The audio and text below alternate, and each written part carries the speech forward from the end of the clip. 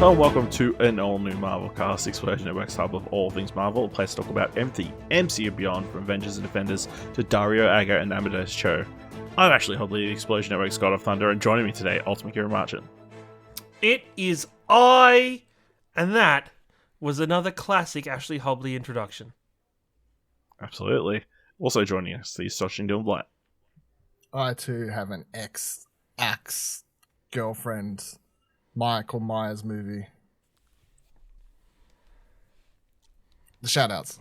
There's a movie Mike Myers did called I Murdered My Ex-Girlfriend. No, my girlfriend is an axe murderer. No, isn't it My Wife is an Axe Murderer? Something like that. Isn't it My Fiance's an axe murderer? Could be the sequel.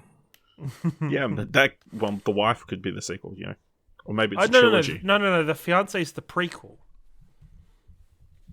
No, it's My Girlfriend And like Fiancé all of the stands have the order where you watch Fiancé first, and then at a certain point in the movie you pause it, and then you go watch Girlfriend, and then you go back to Fiancé, and then you go to Wife.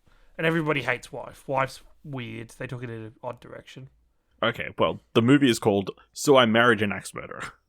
So I mean, this would not have worked at all. So yes, thanks for joining us on this slight divergence away from MCU and Marvel content. Today, we're talking about the latest MCU movie coming to theaters, Thor: Love and Thunder. So please be aware, we'll be freely discussing anything, everything about the plot themes, any of the film and the MCU so far as of the 6th of July 2022. So if you haven't watched everything MCU related before now, come back later. I know it's a tall ask to watch all the MCU before now, but you've had plenty of time. We've got a podcast that you can listen along with while you do it to ease your time. It's this one. Just go back through all the episodes. Alright, with that said, let's jump to our discussion of Thor: Love and Thunder. The old ex-girlfriend. What's it been like? 3-4 years? 8 years, 7 months, and 6 days, give or take. Am I sensing feelings? Well, you're right. The only ones who gods care about is themselves. So this is my vow. All gods will die. Directed by Taika Waititi, written by Taika Waititi and Jennifer Kaytin Robinson, based on Thor by Stanley Larry Lieber and Jack Kirby, starring Chris Hemsworth, Christian Bale, Tessa Thompson, Jaimie Alexander, Taika Waititi, Russell Crowe, and Natalie Portman. Thor embarks on a journey unlike anything he's ever faced, a quest for inner peace. However, his retirement gets interrupted by Gorr the God Butcher, a galactic killer who seeks the extinction of the gods. Kieran, what do you think of Thor: Love and Thunder? Overall, I think it's a good movie. I feel like this movie in some ways feels really refreshing because it feels like it's encapsulated in its own movie and its own premise. It was really nice to have no multiverse stuff in this. Like there was just like very little to no multiverse stuff in this. Multiverse stuff there was not. Yeah, well, yes. Like, it was nice to be free of that, or to be free of the chains that is the rest of the MCU. I feel like sometimes movies try a bit too hard to fit in with it, so I like the fact that this was more standalone and more of its own story. I think it gets in its own way a little bit trying to be funny, because I feel like after Ragnarok, the movie is very much a case of, hey, Thor's the funny movie now, that the comedy movie, that Thor's the funny guy and everybody around him's funny, and it just stuff every now and then just gets in its own way. I feel like the ongoing joke about Thor and the axe and the hammer and kind of that dragged on a little bit too harshly for me. That it was a bit weird. I loved Natalie Portman in this movie. I loved that they stuck through with the full Mighty Thor storyline with Jane Foster having breast cancer. Or is it breast cancer? They never specified in this one. It's just stage 4. It's just stage 4 cancer. Out of 4. to kind of That we know see of. her. Part of me wishes they'd maybe gone a bit more of a more, I don't know, not in depth, but more kind of seeing the horror, not the horrors of cancer, but the reality of cancer. Like to see stuff like Jane losing her hair and stuff throughout the movie would have been like a nice touch to go a little bit deeper into that side of the story. But To be fair, she no. didn't have chemotherapy enough to lose her hair, so Well, we don't know how long she was having chemo for, or anything like that. We only know that she was doing it at the start. We don't. I mean, know. by the way Kat Dennings was reacting to and how impatient she was being, it very much seemed like it was the first time. Yeah, okay. Which she said it was 6 months ago that she was diagnosed with cancer and everything. So that's my. You don't start chemo straight away though. I mean, Fair enough. I don't think so. like- And we also don't know how long she was Thor prior to us seeing before God Butcher's attack. Before God's attack. Yeah. Feel like she's only Thor for like a hot second, but of course timelines are just weird and timey-wimey. They could potentially. Yeah. But I think it was the last third of the movie after Thor kind of finds out that she has cancer. I thought was maybe some of the more touching and more kind of down to earth relationship stuff they've done within the MCU, and it, that the scene between Thor and Jane in the hospital fucking broke my heart, and just from there on I was just so sad. I feel like Taika Waititi, yes, maybe going overboard with the humor in this one and kind of pushing the humor a little bit too far in areas. There were some scenes that didn't need the humor. I felt really strangely about the Lady Sif scene when Thor goes to find her, because I almost thought that was almost as overacted by her as like the theater show that we had just cut from in many ways, which I thought was really disconnected. But same time, I think Taika did some amazing shots in this movie. I think the shot of Thor providing his power temporarily to the kids, and that kind of symbol of Yggdrasil, I hate saying Yggdrasil, the tree of life kind of coming through with it, I think was stunning, and as well as several shots throughout the movie. So I think, obviously Taika had maybe seen Sin City a couple too many times and that kind of grayscale movie, and decided I want to do that in a at least a portion of a movie. And of course it's been done in many movies since Sin City, but it was stark. It was, it was beautiful to look at for much of it. It was, overall really good though. All right. Dylan, we know that you're not a big fan of Ragnarok. Thought it was perfectly fine. So, what did you think of the movie? I'm of two minds. So on one hand, I thought this movie was very funny and I had a great time, and it's a very enjoyable experience, and I laughed a lot. And it's just like a weird, similar to Doctor Strange. It just really feels like Taika going full Taika, I guess, even more so than Ragnarok. The downside to that is a lot of my problems with Ragnarok are sort of worse here, but I will say that I think I like this more than Ragnarok, even though I think the problems are worse, but that's maybe just because it's a lot funnier than Ragnarok, and like it just commits, it's like the Taika-ness is there, so I can appreciate that a bit more. But at the same time, my problems with that movie are definitely here as well, even more so. So similar to what Ciaran was saying, I feel like there's too much humor at times. The movie's too funny for its own good in a lot of ways, and then the humor undercuts nearly every scene of any emotional depth.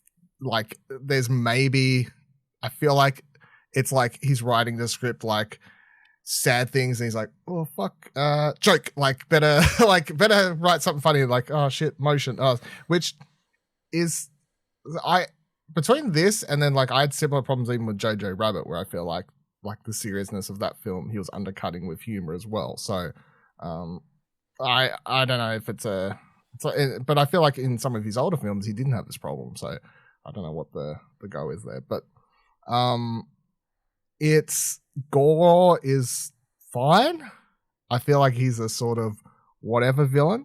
I feel like Jane, like Natalie Portman's really good in this, right? Mm-hmm. But I feel like her story never gets as much time as it probably deserved.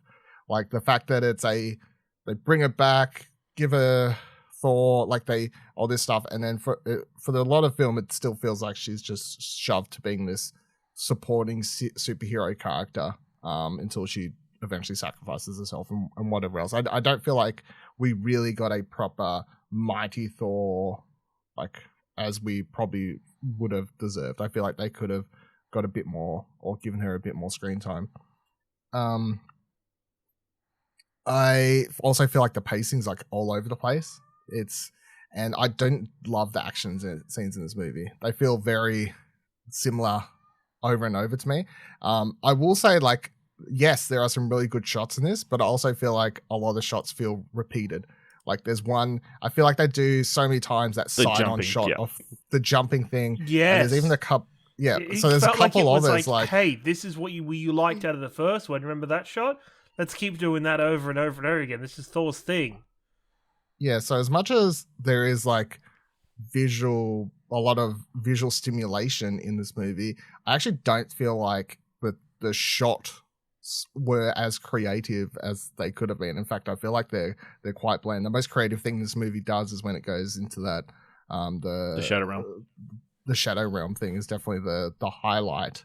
Otherwise, there's just a lot of repeated and boring. I think, like even a lot of the action scenes, like when they're fighting all the Zeus's goons and stuff. I'm like, I don't know, like shit's just exploding, gold explosions, whatever. Like, I don't really feel like they got showcased mighty Thor or like her powers. Like, I don't know, it's just like it's a lot happening, but not much that I feel like was super exciting. But the big highlights is the movie is very funny. Like.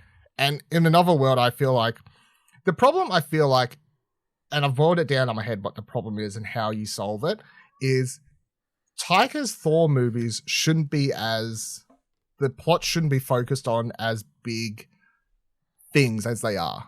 They should be much smaller scale. There should be less room to get annoyed that there aren't as many dramatic moments.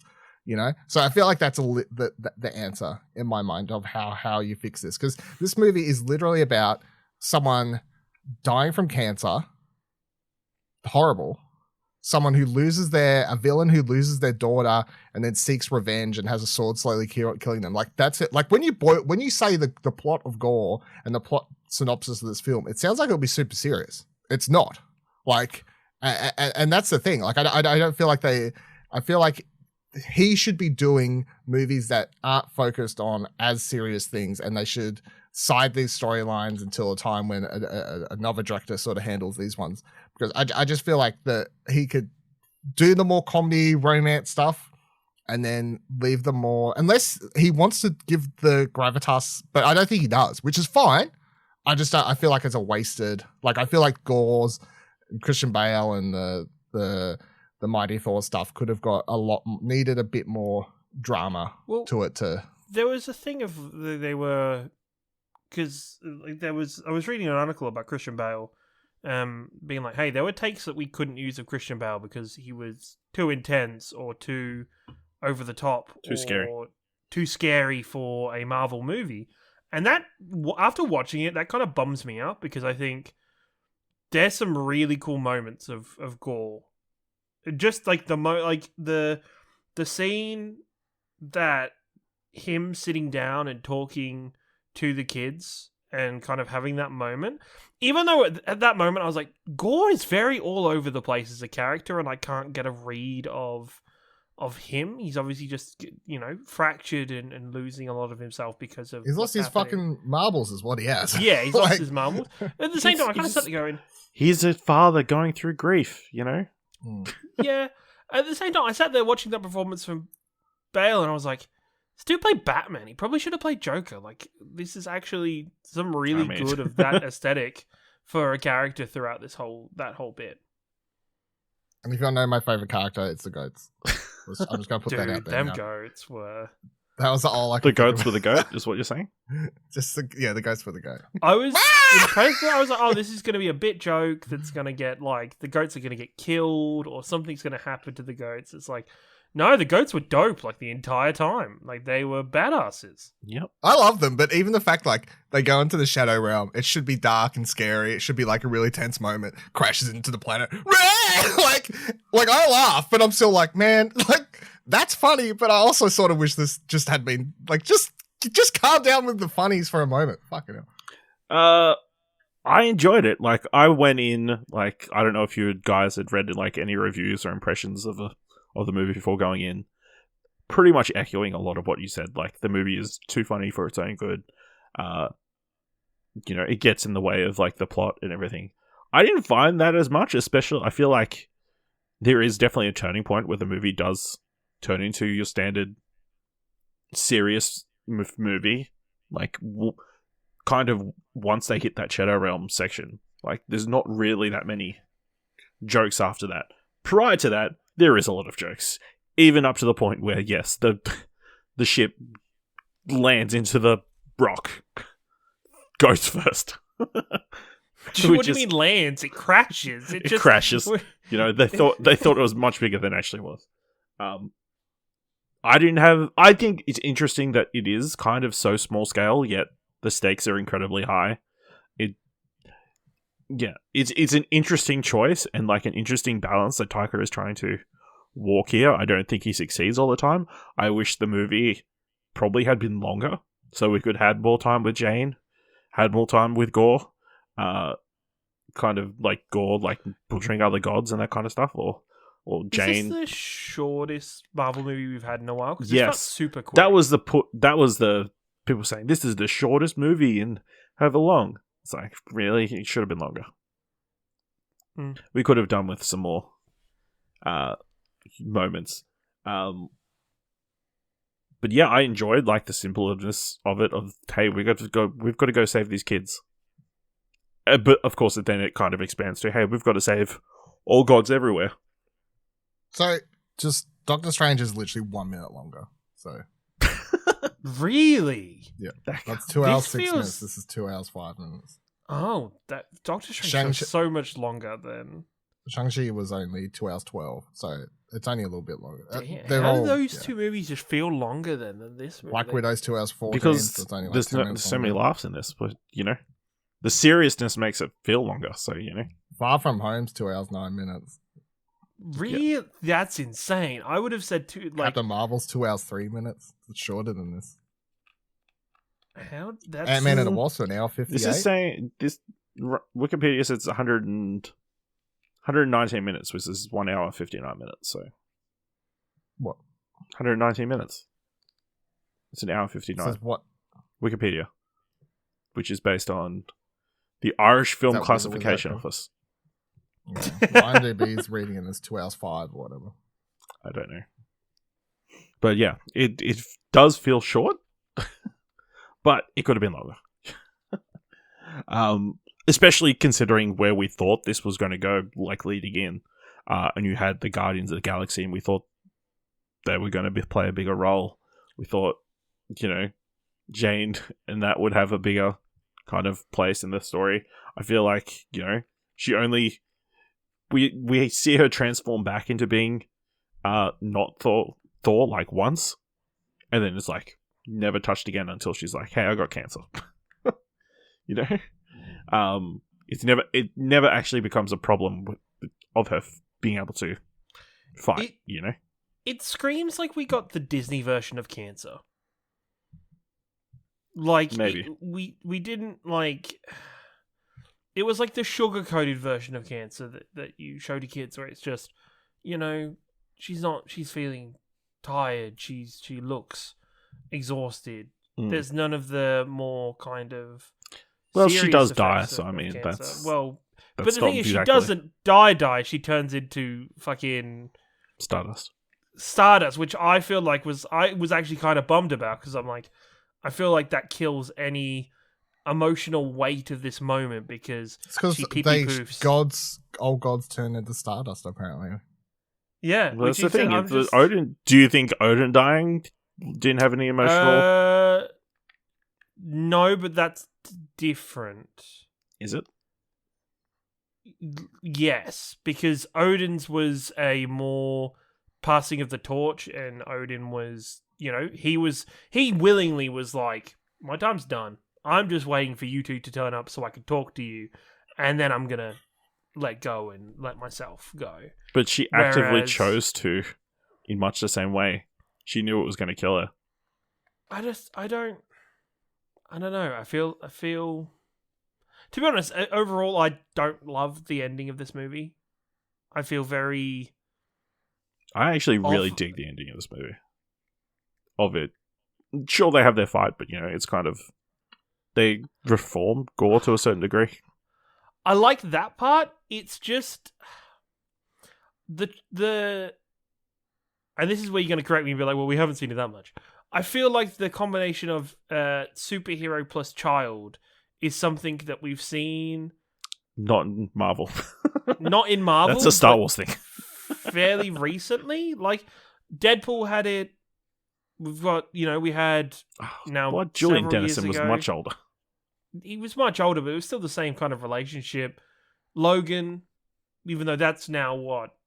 It's like a decade old. Decade old, but it's still, I guess, fresh in my mind. I don't know. It just felt like something I was very...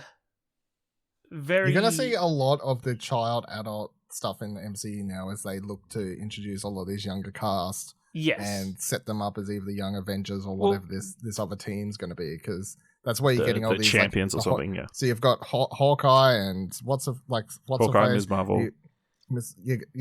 Marvel's going to be with Captain Marvel. Like, there's all these pairings that are happening at the moment that we're going to see more of. Yeah, getting the next gen ready, especially when we've got young Heimdall Jr. I was going to say that was another one that was like, oh, they're setting this up. Oh my god, what? Heimdall had a son this whole time we didn't know about? That's crazy. A son and a wife who's there is like, you would think it's his mother. So you're just like, where have these two characters just kind of rocked up with from? I mean, Heimdall was doing his job, looking all this time. How, of course, the movie opens with, Thor with the Guardians of the Galaxy. What do we think of that combination? Guardians were pointless. I mean, it was really it felt more than anything like just to continue on from Endgame, because they all went off together. Yep. That was just the starting point. Taika was like, oh, we've got this is where Thor is at the moment, and he's like, oh, does Thor have to be with them? And somebody at Marvel's been like, well, yeah, that's the continuity. That's where we finished him off in Endgame. And so Taika's like, all right, I guess I'll quickly have that explained and part them all of a sudden. Oh, look, they have to deal with this other issue over here. Goodbye. It's like, oh, okay. Dylan? And was there... Sorry, just super, super quick. Because maybe I can't remember the end of Endgame. Mm-hmm. What happened to Gamora? Nobody knows. Right, okay. That's a Guardians 3 thing, I would assume. Right. Guardians 3 or Guardians Christmas Special? Christmas Special, I'm really hoping. It would be a very Christmas Is story. it this year or next? It's this year, I believe, right? Oh, look it up. Double check this. But the Christmas Special is before 3, so I'm going to assume it's this year. I thought they were shooting them back to back. Yeah. Christmas Special is coming. Yeah, December 2022, so yes. There you go. See? Gamora, look for Gamora in the Christmas Special. And Zoe Saldana is listed on this cast list that I'm looking on Wikipedia, so there you go. Maybe. Wikipedia's never wrong. It is never wrong. Yeah, I thought the Guardian stuff was fine. It was whatever. It's similar to what Kieran's saying. I think it was Thor was written into a specific spot, and he was very much just like, nah. I want to get away with that. So, like, it made for a fun opening, I guess. But also, I feel like Thor's personality at the start of this film wasn't at all how I thought he would be based upon like how he ended in Endgame. So again, there's just a lot of this similar thing where you have different writers take control of characters and put them in different directions. It kind of felt like that Thor that we had in Infinity War with the Guardians. You know, overconfident, thinks he's in charge of everything. You know, kind of getting back into that groove after. I would say, maybe hot take. Chris Hemsworth's great as this like funny Thor character. Thor's like quite funny in this movie. As a character, he's the least interesting character in this whole movie. I actually feel like he has the smallest non-existing arc. Like his character goes from, I don't know, like he literally doesn't change and he just ends the movie with a kid. Like I think he has the least character growth in this movie than any other Marvel movie. I feel like it's about opening his heart, you know, to people. No, but the problem letting them is come, like keeping them closer to arm's length away. There's never any progress for, you know, obviously you look back at the movie now and you're like, oh, this movie's trying to talk about Thor's relationship with children and younger people. And he's very awkward and doesn't know the right things to do at the start. But there's no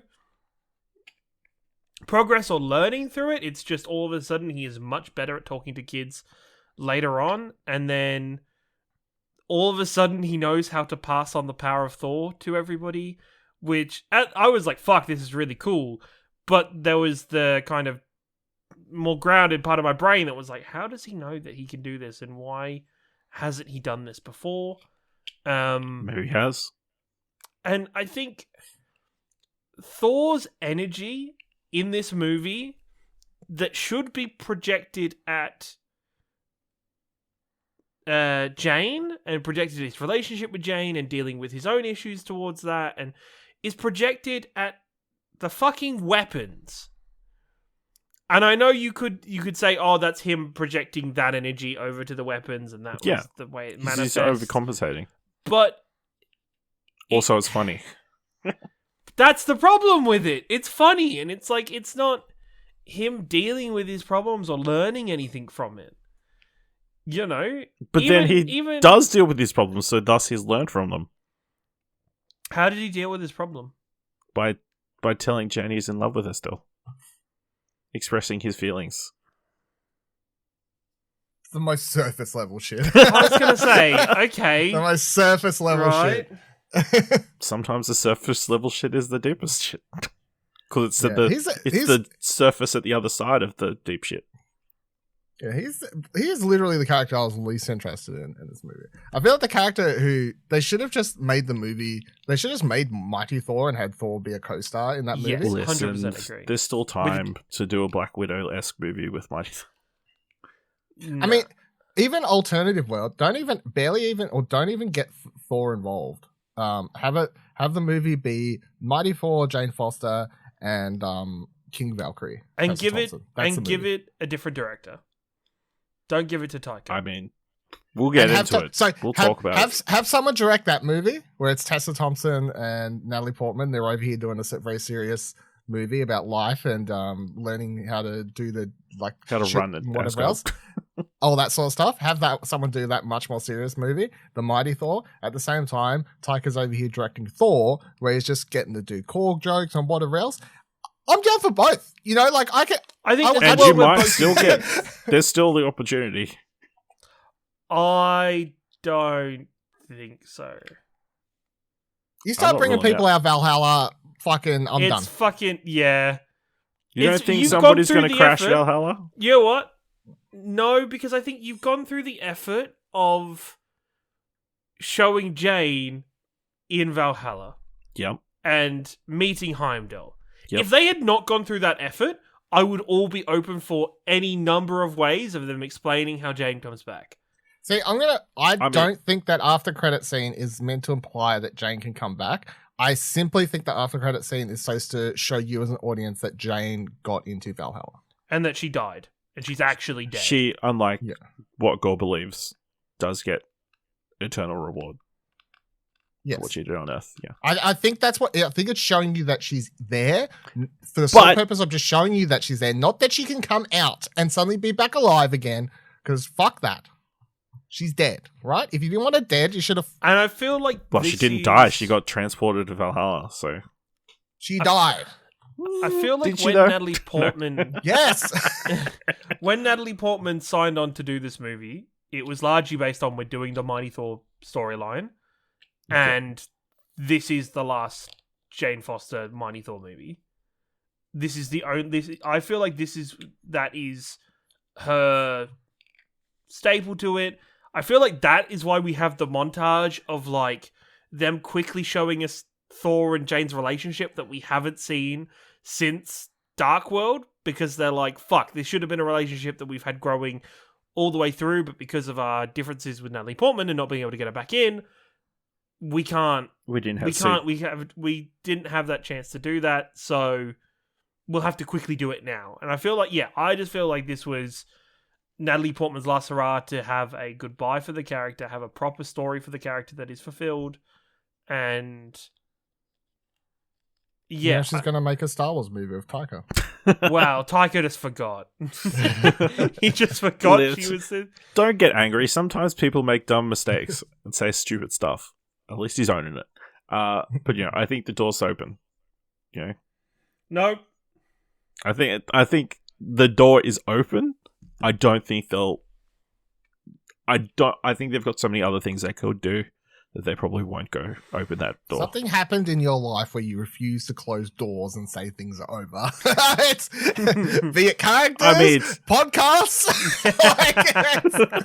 Some things are just over. I'm the one who said that person's dead, and you're the one who says they're coming back. So I mean, we're at odds in different things. Yeah, because this character's clearly shown dead, and that character's clearly shown not dead. There's a difference. We've seen people come back from the afterlife. It's all good. Unless Deadpool shows up and fucking does some weird... We literally just had a TV show where a character was shot and came back to life after dying.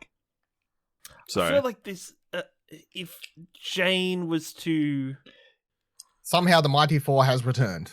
Yeah, she comes back. She can't go back to Valhalla. As simple as that. I feel like if she returns, I feel like if she returns, it's a pretty common story. Yeah, but it undermines her last. Like it undermines the whole end of this movie, right? That we have this fucking crushing moment of Thor being like, "No, I don't want you touching that fucking hammer. If you touch it, you're going to die, and I can't have that. I want you to give us a chance." The moment where Natalie Portman of Jane Foster makes that decision and takes the hammer, seeing that fucking face of Thor seeing her turn up killed me. Yeah, it was pretty good. I think the whole last third, is pretty great. Killed me.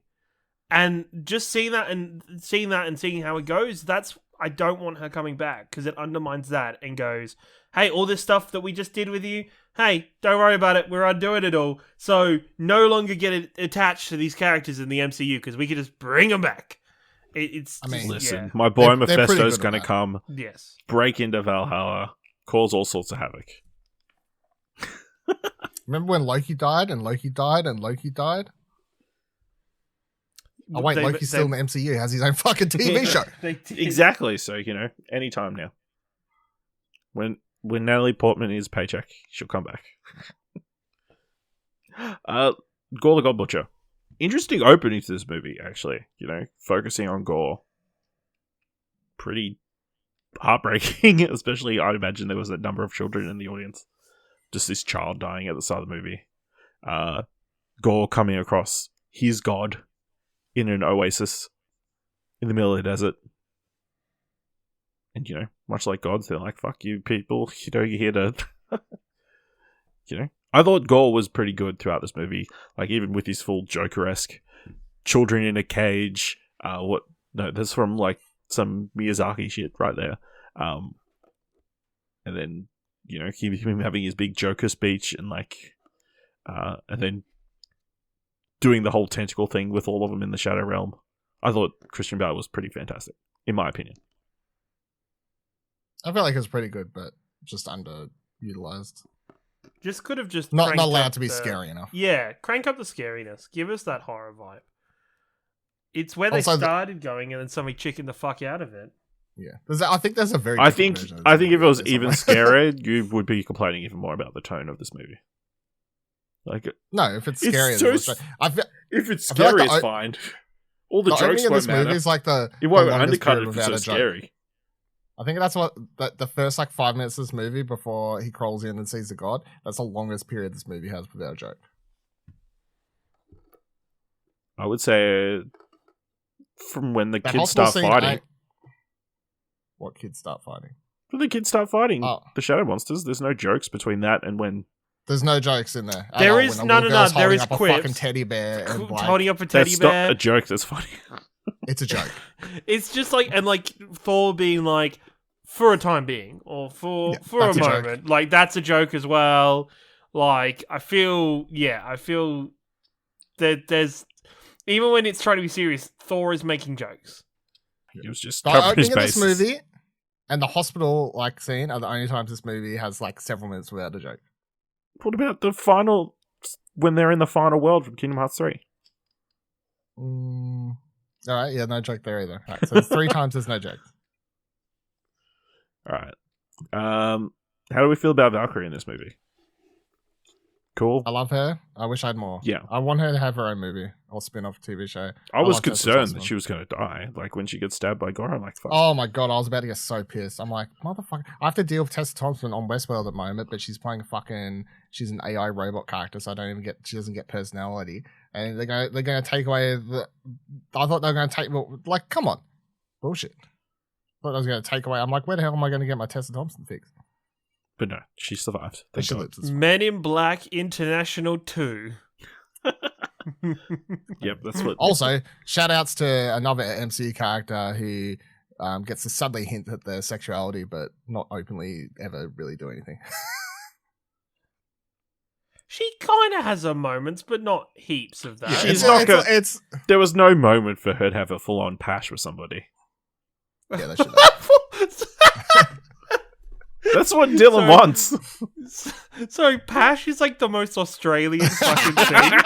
Like Pash is so like it is an upgrade from the English snog, but it's not good. Like it's Well, she's just English, not- so we should say it's not.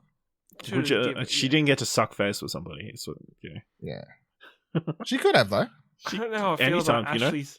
She could In have. that montage at that montage at the start, they should have shown her like She got that Snog and moment face. with the. She got that moment with the Zeus chick where she got. She should have kissed. She should have kissed. Just pulled her in and Yeah, kissed she her, and then should've- jumped off. You know, should've like kissed like a badass. But But who would have predicted that Korg would have a better LGBTQ plus oh yeah, moment than Tessa Thompson? well, Disney's like, I don't you know know if he can be gay. You know he's allowed to be gay. Rocks. Rocks. I don't, well, Be gay. is it gay if they're all male and there's no other choice? There's no other option. But Is it's it that gay to fuck your girlfriend, Ash? Like, come on. If it's- you know what I mean? it's representation. I think is the you know, dude had a mustache. That's gay, right? Good old Dwayne.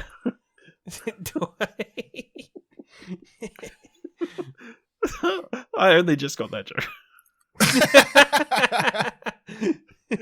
That's pretty good. Also, another great Korg joke. He's when they visit the gods. He sees his god Nini Nuni, Nini Nuni Yep. Nuni. Nini or whatever. Yeah, just see the Yeah. throne he's sitting on. No, what was it? Throne of scissors. That's Rock, actually paper, really good. scissors, yeah. Did not notice that. How do we feel about Russell Crowe and the whole god? That felt like a weird tangent. So bad it was entertaining. It was. You know, the more he spoke, the more I liked it. Yeah, The it was, more Zeus I got, I don't know. was I don't know what that accent was. I have no idea. What No, the that is, direction like, was. for me- I don't that's know. like It what's got, his the grocer who's it's gonna drive me mad. No. You know what I got? I got Super Wog vibes. Like, in like a really more, I guess, mature way and kind of mafioso, but that kind of vibe from his accent. Really? I mean, he's Like, trying to do yeah. like a Roman accent. Well, no, he's trying to do Greek because he's Zeus. Oh, Greek. Sorry. I mean, yeah, Greek. It's He was- Con the Fruiterer. Do you guys know Con the Fruiterer? Yeah, no, I know Con the Fruiterer. Yep, Yeah. that's what he was going for, I think. I just want to know if that was him or directed. I 'Cause reckon, it's- Russell Crowe's a big fan of Fritter. Fritter. It was a weird accent, but Yeah, it was pretty odd, but he got the lightning bolt. We all thought he was dead too. I did. No, I didn't think he was dead. I was like, no shot, they've killed Zeus like that. But he shot him straight through the heart and he fell down. Really, fell like 1,000 meters. It is Yeah, but but we- a flesh wound. Also, I'm sure people were very happy that they didn't pixelate Thor getting flicked. There was a lot It's of- funny they did that for a trailer. Like, I didn't realize they had the pixelate butts. I don't think they, Trailers. save it. Save it for the movie. Don't give it away for free. Okay. Also, he Shout out always to his tattoo. tattoos that Thor. So yeah, I look The forward- Loki tattoo. Loki tats and stuff. I look forward to getting it coming to Disney Plus so I can pause and check out all the different tattoos. It's fucking. It's like the most terrible prison tattoos as well. Like The most generic, whatever. they're like terrible lines and everything. It's, Any other points you feel like we need to hit? Korg was also very enjoyable, a good companion. Very sad when he looked like he was dead. Thank God he only needs his face to live. So he didn't know. Who didn't know that? He didn't know. He didn't know. It's That's just, pretty good. Taika Waititi got to make jokes out of death once again. it's funny. That's where all the good jokes are. From Dark Place. What do I want to shout out? Oh, shout out Was there to anything the- as bad as Bruce Banner jumping on the Rainbow Road, on the Rainbow Bridge?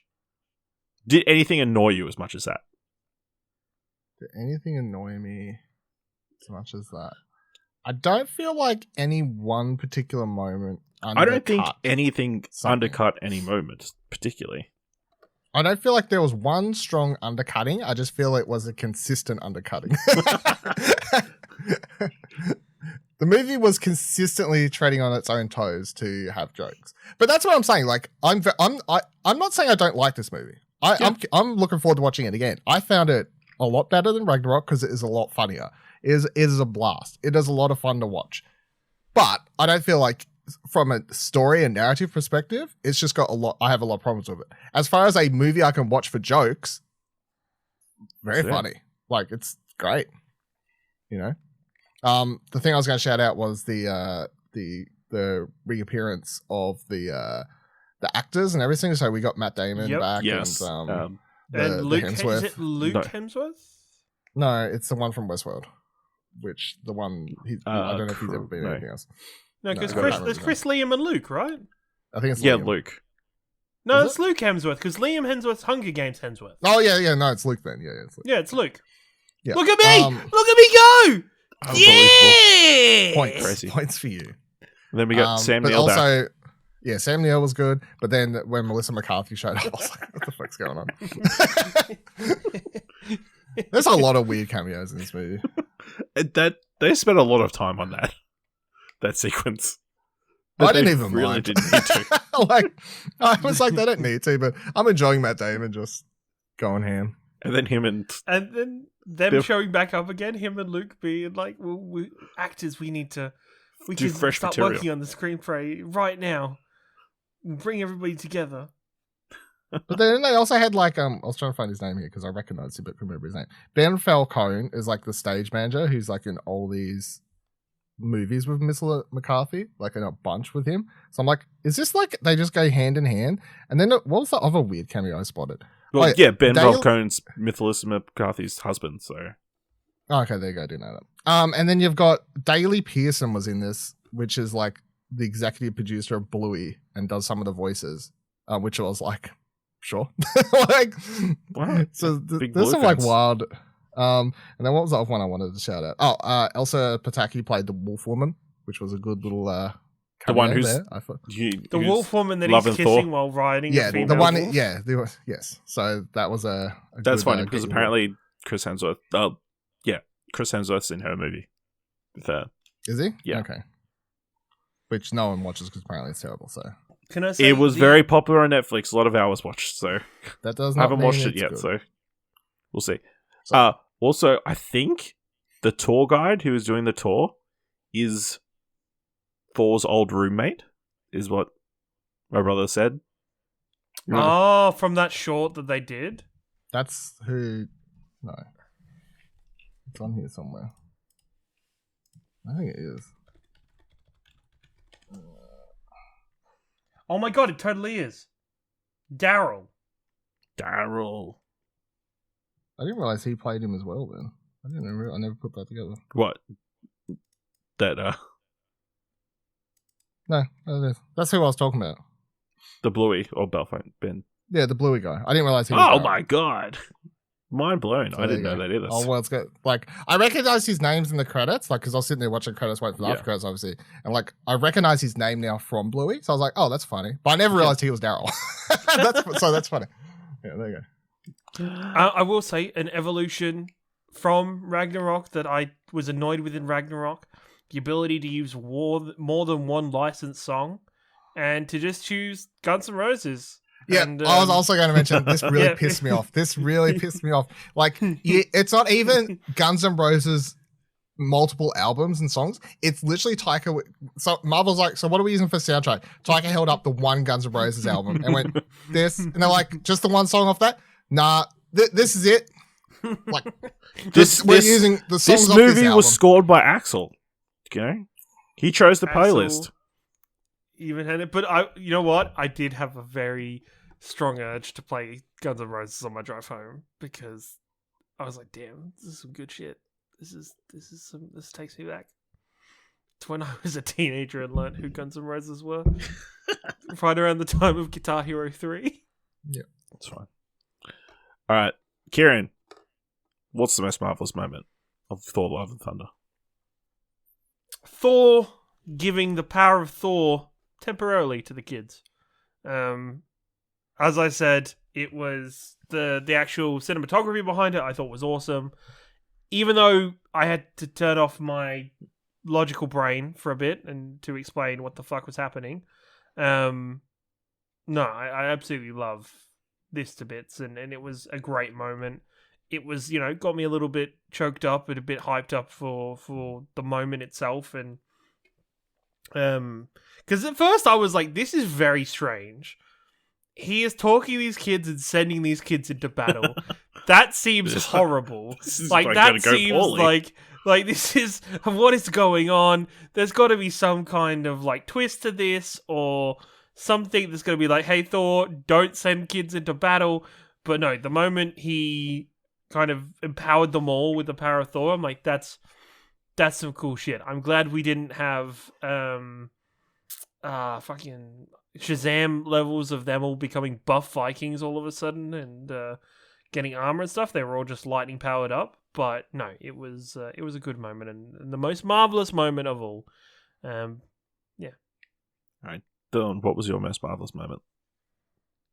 The introduction of the goats. I fucking knew it. I could have called it. I was even gonna say a meme then and be like, and that's my most marvelous moment before Dylan talks about the goats. I mean, I didn't love the Guardians in this movie, but that scene where the goats are just yelling in the background and Gamora fucking Nebula goes to kill him and whatever else, I was like having a blast. She shoots Korg and just like She shoots Korg literally in the head, and Thor's like, "You're all right." And he's like, "Yeah, mate." Like, I mean, that was and the fact that when Thor's like, because if they don't shut up, we'll eat them, and the camera like zip pans to the left, and then faces just stop. He's like, eat. It's just, yeah, that's funny. That's pretty fantastic. I kind of love that opening fight of Thor like wrecking all those aliens, having his big Jean-Claude Van Damme moment. Sorry, that moment, I fucking called it. When they like the two, and I'm like, he's gonna Jean-Claude Van Damme this shit, isn't he? He's gonna do it, and he fucking did it. And I was like, I'm okay with this. I'm very much okay with it. And That was Stephen Curry, by the way, Was which the god? Australians should know as from the castle. yeah. Was the dude? Oh, okay. Yeah, I was like, this is somebody. Because I did enjoy Thor proceeding to destroy their temple, and then trying to apologize for it. And The then, part after he's like, and I just want to say, I don't want to talk about it. Well, I just want to say, I'm getting upset talking about it. I just want to say, Like, Sometimes we need to talk about things before we can. also, the fact that he's like, and you've accepted these goats, and you can no longer take them back. Bye. So good, you know. I love that, but my most marvelous moment, I think, is the fight on the Shadow Realm. You know, the black and white elements, but then the bits of color from the different light sources, like from the lightning or from their hammer or axe. That was really beautifully put together and colored. I don't know exactly how they would have done it, whether it would have to be like done by hand, like filters, or who knows how. I look forward to Corridor, like doing a breakdown of how you go about that scene. I presume they shot it in color, and yeah, I know, but like, how do you make it only like a very you just small rotoscope portion? it, right? You just rotoscope it all. Yeah. What, frame by the frame? answer. Yeah, it's 100% what he did. That's 100% the answer. I mean, I don't know if there's a quicker way, but if you were to ask me to do that shot with absolutely no actually good advice, I would rotoscope it, and they would tell me I did it the longest way possible, but I would do it that way. And even like him holding Thor and that hostage, and like, you know, forcing him pretty much to get that hammer. Oh, get that axe. Do we want to touch on all the celestial moments throughout this movie? Do we feel like that's important? Like there's a lot of celestial. We even see celestials in the god world, like in the background. There's obviously celestial statues when we get to that final temple thing. Huh. The eternity. The Eternals. Yeah. Huh. No, I have no idea how they're connected. Yeah, absolutely. I think that might have been like the biggest potential connection in this movie to the rest of the MCU.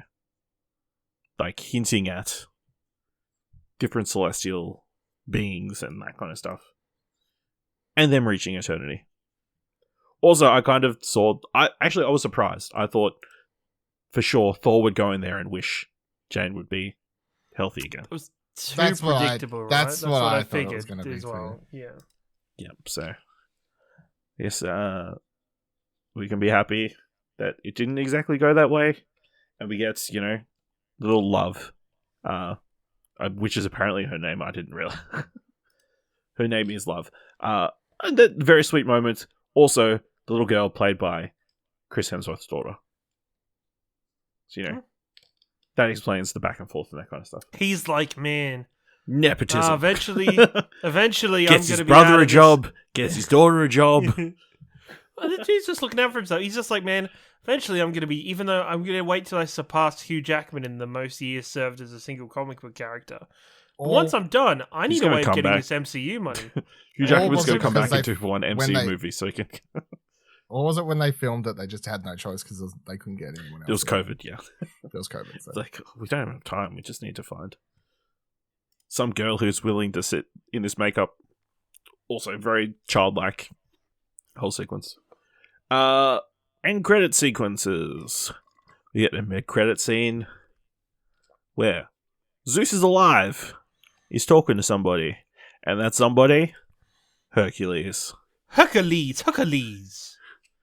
You know who was playing Hercules? Oh, fuck off. Emmy Award-winning actor Brett Goldstein. You know, pretty good fit. It had been rumored. Yeah, it was rumored he was in the movie, so I guess that counts. He has like literally 1 second on the screen, but yeah. I mean, I'm keen for him. The costume looked like it was like perfect, to be honest. Yeah, pretty MCU accurate. Yeah. I guess my question is, where does that fit? That's the next movie. Next Thor v Hercules. Yeah, Thor v Hercules. Dawn of Justice. Yep. Kieran, you've got you don't agree? I feel like Dawn of Justice needs to be put to bed, right? Like, just needs to... No. Okay. No. Yeah, I think that makes the most sense. Although it sounds like Chris Hemsworth wants to take a break for a while, so it could be a while before we get another Thor. But, we don't need one anytime soon, so... but yeah, it's interesting that the potential's there for Russell Crowe to come back as Zeus for more of that accent. But yeah, Brett Goldstein. There you go. Yeah. He's great. He's got the hairy chest to fit the role of Hercules, so, crazy that they've got this MCU Hercules, and they're going to do a live-action Guy Ritchie version as well, so very amusing. And then, of course, the final end credits is, Jane Foster going to Valhalla. Proving that teaming up with Heimdall. Never to return. Fulfilling Idris Elba's, 7-movie contract, I assume. Black Superman. What I really hope for the Brett Goldstein thing is because, if you hear him speak, he's got that very prim proper British accent. Yes, which is the funny thing. He'll be like, "Oh, thanks guys for winning the Emmy," or whatever else. Yes. But obviously, the role he's most famous for is really gruff, and so I'm just picturing that if that's how he was hired, just play that character but Hercules. That's all. I'm sold. Yeah. Obviously, we can't get the swearing. Kieran has no idea what we're talking about because he hasn't watched Ted Lasso. But I mean, the funniest thing is that he's a writer and a podcaster, and now he's, in the MCU, so we can all dream. For everyone. Happen for everyone. Alright, anything else we feel like we need to touch from Thor, Love and Thunder? Any other fantastic jokes that you loved? I will say I didn't love the helmet thing for Thor, which felt very, forced. What? Ashley didn't like something? Yeah. He's saying it? I like how of all the complaints he's like, look guys, my one complaint, the helmet thing, everything else is perfect. It's he's not wearing a helmet and he puts on a helmet for no reason. No, because she has a helmet and he's like, man, I haven't had a helmet. I've got this new armor, new helmet, and also mine has these wings thing that pop out. He was just that's not a knife. This is you're making sense. There's nothing wrong with this movie.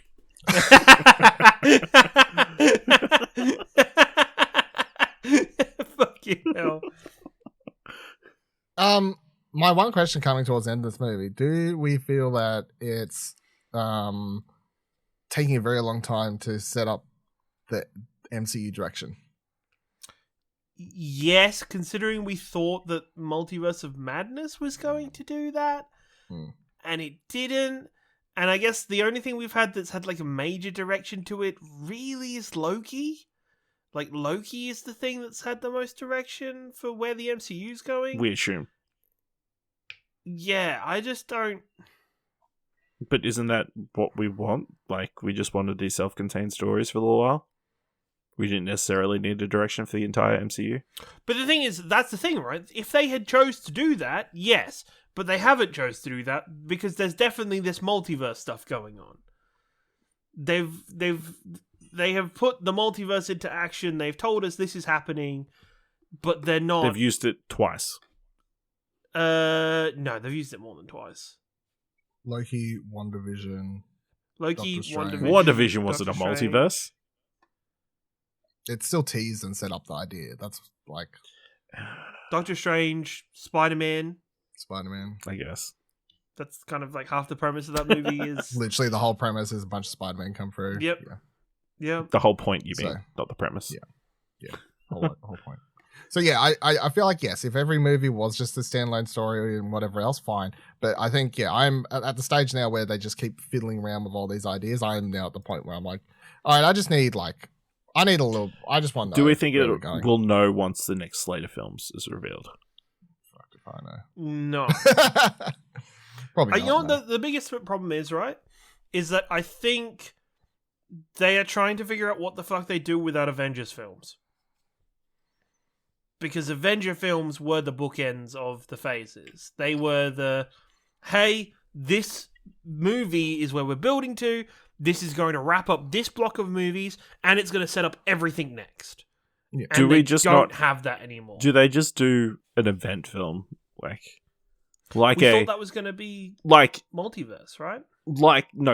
What I'm saying is you do a Civil War as it's a movie. You know?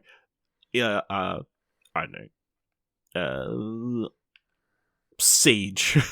Marvel's Siege, or Marvel's Fear itself, or Marvel's Spider Island. I don't know.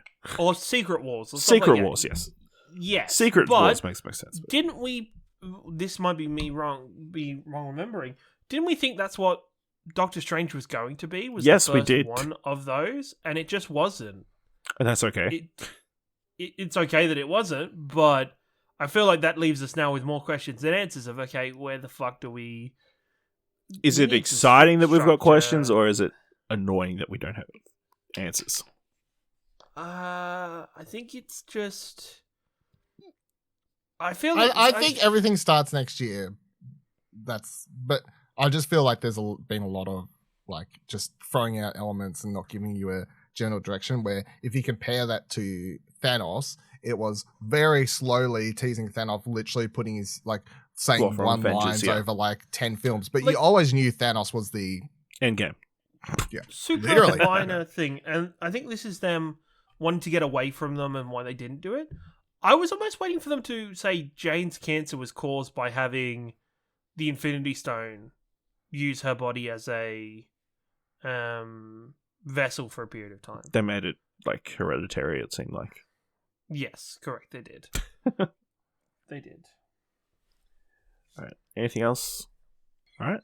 That brings us to the end of this episode of a full new Marvel cast. Let us know what you thought of Thor Love and Thunder. Did you love it? Did you hate it? Did you find it funny? Did you not find it funny? Did you think it was undercut the entire time? Let us know by going to explosion.com/Twitter, or you can jump into our Discord at explosion.com/Discord. If you want to help us out here at All New Marvelcast, leave us a review on Apple Podcasts or on Podchaser. Leave us 5 stars anywhere you can leave 5 stars, or just tell people about the #1 Australian-made MCU podcast. And if you like this episode, thought it's worth $1, head on over to our Ko-fi page at explosion.com/support. Okay, so, of course, we are continuing our episode discussions of Ms. Marvel. Episode 5 will be out within the next 24 hours of this episode being released. Or you can join us next week for the finale of Ms. Marvel. And of course, the next movie in the MCU will be Black Panther, Wakanda Forever, which comes out November 11th. So make sure you watch that and join us next time for another All New Marvelcast.